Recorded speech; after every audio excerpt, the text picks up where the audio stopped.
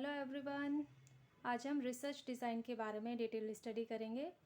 तो क्या होता है रिसर्च डिज़ाइन, पहले मीनिंग से स्टार्ट करते हैं। A research design is the arrangement of conditions for collections and analysis of data in a manner that aims to combine relevance to the research purpose with economy in procedure.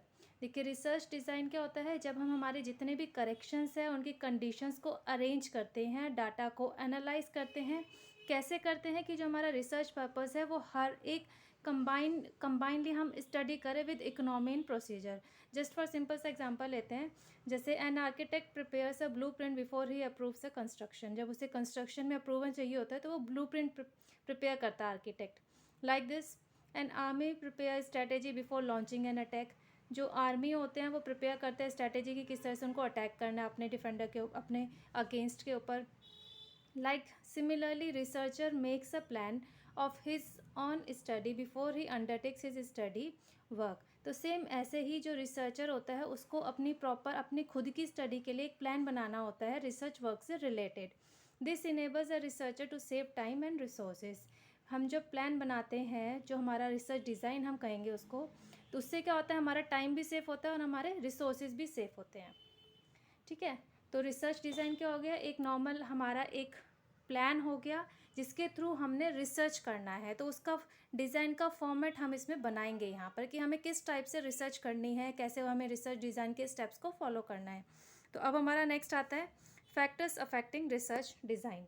कौन कौन से factor हमारे हैं जो हमें research design के अंदर हमें इफ़ेक्ट डालेंगे। सबसे पहले फर्स्ट आता है अवेलेबिलिटी ऑफ साइंटिफिक इन्फॉर्मेशन।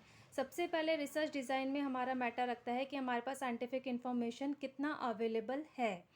फिर नेक्स्ट होता है अवेलेबिलिटी ऑफ सफिशिएंट डाटा। हमारे पास डाटा सफिशिएंट है या नहीं रिसर्च से रिलेटेड। फिर है अवेलेबिलिटी ऑफ टाइम। हमारे पास टाइम है जो हमने पर्टिकुलर रिसर्च करना है उसके लिए हमारे पास कितना टाइम अवेलेबल है।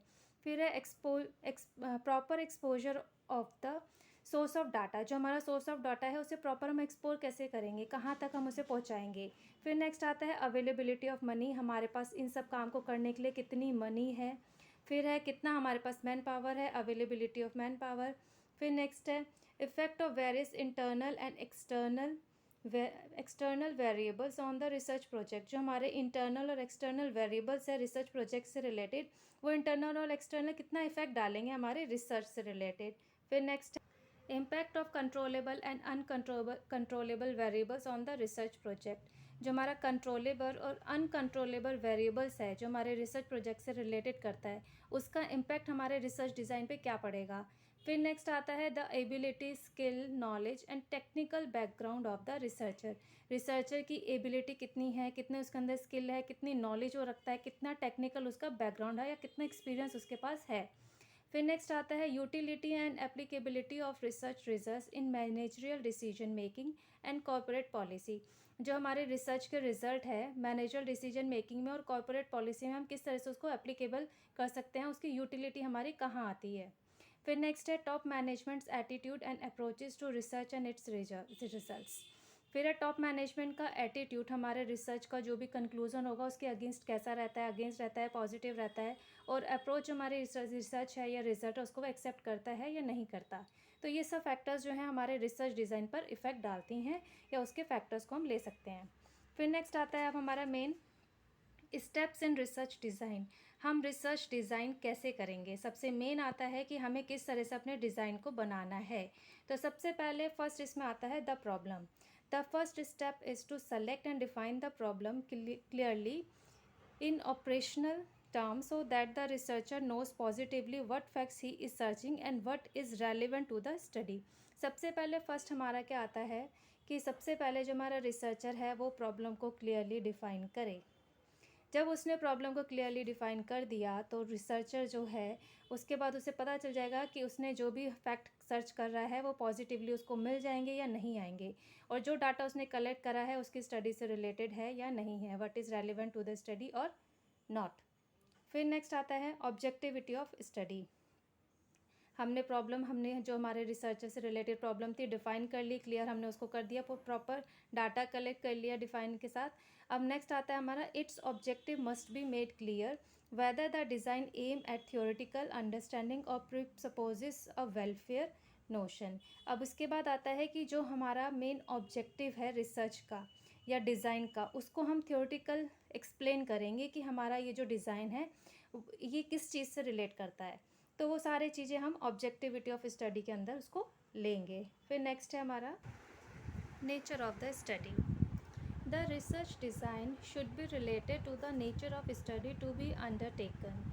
जो हमारा रिसर्च है उसका नेचर हम यहाँ पर डिफ़ाइन करेंगे, जैसे the choice of the statistical, experimental और comparative type of study should be taken at this stage for facilitating other steps in planning. इसमें जो आता है नेचर ऑफ स्टडी में हम कई टाइप की ले सकते हैं, जैसे हमारी जो चॉइस है हम स्टैटिस्टिकल डाटा लेंगे, एक्सपेरिमेंटल लेंगे, कंपैरेटिव टाइप लेंगे अपनी स्टडी की, तो वो सारी चीज़ें हमें नेचर ऑफ स्टडी में इंक्लूड करनी है। फिर नेक्स्ट स्टेप हमारे पास आता है sources of data. The researcher should clearly state the various sources of information such as library, personal documents, field work after selecting the problem. Problem को select करने के बाद रिसर्चर को प्रॉपर क्लियरली हमें specify करना होगा कि जो इन्फॉर्मेशन उसने ली है अपने डाटा से रिलेटेड, उसका सोर्स कहाँ से उसने यूज़ किया है। लाइब्रेरी से उसने डेटा कलेक्ट करा है, पर्सनल डॉक्यूमेंट लिया है, फील्ड वर्क करा है, तो ये सारी चीज़ें उसको सोर्सेज ऑफ डाटा में बतानी पड़ती है। फिर नेक्स्ट आता है techniques of data collection. After collecting required data, हमने प्रॉपर डाटा अपना कलेक्ट कर लिया, a suitable technique relevant to the problem of study and design is necessary to adopt. उसके बाद हमें प्रॉपर टेक्निक, सुटेबल टेक्निक हमारे रिसर्च से related जो प्रॉपर हमारी प्रॉब्लम को डिफ़ाइन करेगी और डिज़ाइन हमें अडॉप्ट करना पड़ेगा। जैसे टेक्निक्स होती है, हम ऑब्जर्वेशन टेक्निक ले रहे हैं, इंटरव्यू टेक्निक लेंगे, क्वेश्चनर हम बना सकते हैं, तो ये सारी टेक्निक हमारी डेटा कलेक्शन की होगी कि हमने डाटा कलेक्शन के लिए कौन सी टेक्निक हमें यूज़ करनी है, जो सुटेबल होगी वो हम यहाँ पर अपने रिसर्च के लिए अडॉप्ट करेंगे। फिर नेक्स्ट आता है जोग्राफिकल लिमिट। बहुत इंपॉर्टेंट पॉइंट है ये। At this stage it is necessary to mention the geographical limit of the design so that the research related to the hypothesis is applicable only to a particular social groups. अब जो हमने hypothesis ली है वो हमारे उस geographical area में हम उसे ले सकते हैं या नहीं ले सकते, उसे टेस्ट कर पाएंगे या नहीं कर पाएंगे, वो हमारा जोग्राफिकल लिमिट हमें डिसाइड करती है। तो जोग्राफिकल लिमिट के मतलब डिज़ाइन में जब हम इसको इंक्लूड करते हैं तो रिसर्च रिलेट हमारी करेगी हाइपोथेसिस से, और हाइपोथेसिस हमारी जो एक सोशल ग्रुप में उस पर्टिकुलर एरिया में या जोग्राफिकल लिमिट में एप्लीकेबल है या नहीं, वो चीज़ें हम यहाँ पर इंक्लूड करेंगे। नेक्स्ट आता है contents of a research design. Contents of research design क्या होता है कि जो हमने रिसर्च डिज़ाइन लेना है उसके अंदर हम क्या क्या चीज़ें इंक्लूड करेंगे, तो वो हमारे होते हैं कंटेंट्स। फर्स्ट आता है इसमें हमारे पास रिसर्च स्टडी। रिसर्च स्टडी में हम जो हमारी रिसर्च है उससे रिलेटेड सारे पॉइंट्स इंक्लूड करेंगे। लाइक फर्स्ट पॉइंट है हमारे पास about what subject it is, यानी कि हमारी जो रिसर्च है वो किस सब्जेक्ट से रिलेटेड है। फिर नेक्स्ट आता है रीज़न फॉर दिस सिलेक्शन। जो हमने ये सब्जेक्ट लिया है उसका रीज़न क्या है सेलेक्ट करने का, वो यहाँ पर हम डिफ़ाइन करेंगे।